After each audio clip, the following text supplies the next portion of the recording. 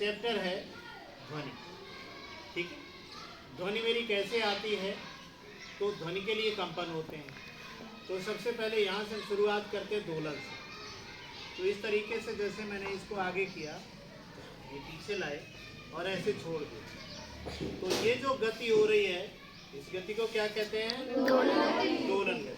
ठीक है ना, इसको क्या कहते हैं? दोलन गति।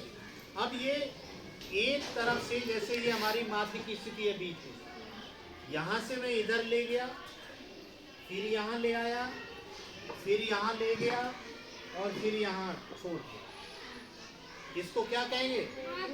एक दोलन। माध्य स्थिति से एक और ऐसे करके छोड़ दिया तो ये वहां गया, वहां से आके यहीं बीच में जब आ गया, ये एक दोलन हुआ। ठीक है ना? अच्छा, इसके एक दोलन पूरा करने में यहाँ से यहाँ, यहाँ फिर यहाँ, फिर यहाँ, इतने में मान लो 1 सेकंड लगा, तो इसको क्या कहते हैं? दोलन काल। इसको क्या कहते हैं? एक दोलन पूरा करने में जितना समय लगता है उसे क्या कहते हैं? दोलन काल। ठीक है, और 1 सेकंड में, 1 सेकंड लिया मैंने, इसको ऐसे किया और ऐसे करके छोड़ दिया। अब 1 सेकंड में पता लगे कि 5 दोलन पूरे हो गए। ठीक है ना? 1 सेकंड हुआ और 1 सेकंड में 5 बार दोलन पूरे हो गए, इसको कहते हैं आवृत्ति।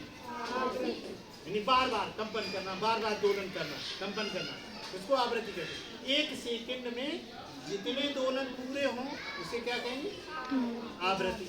और एक दोलन करने में जितना समय लगे उसे दोलन काल या आवर्त काल भी कहते हैं। ठीक है, इसकी ये माध्य स्थिति है।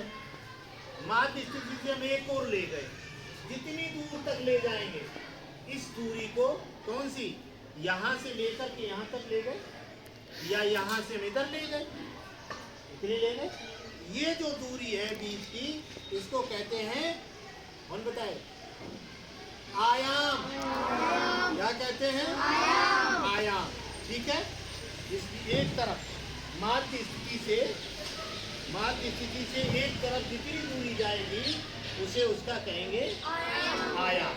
ठीक है, अब इसी में जैसे ये पिच होती है, ये जहाँ आवाज देते हैं पिच, ठीक है, ये अगर पिच लंबी है तो फ्रीक्वेंसी जो आवृत्ति है वो तेज होगी, ज्यादा होगी।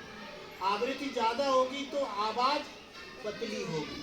जैसे मच्छर है, मच्छर भिनभिनाता है, उसकी पिच लंबी होती है, पिच लंबी होती है तो फ्रीक्वेंसी ज्यादा होती है तो आवाज पतली होगी। ठीक, और अगर पिच छोटी होगी, आवृत्ति कम होगी तो आवाज भारी होगी। जैसे शेर की दहाड़, पिच छोटी होती है, फ्रीक्वेंसी कम होगी, आवाज बहुत तेज होगी। ठीक है, ये मेरा एक दोलन का, समझ गए? दोलन में दोलन क्या है, आवृत्ति क्या है, दोलन काल क्या है, आयाम क्या है, पिच क्या है, और ध्वनि कब और कम ज्यादा होती है।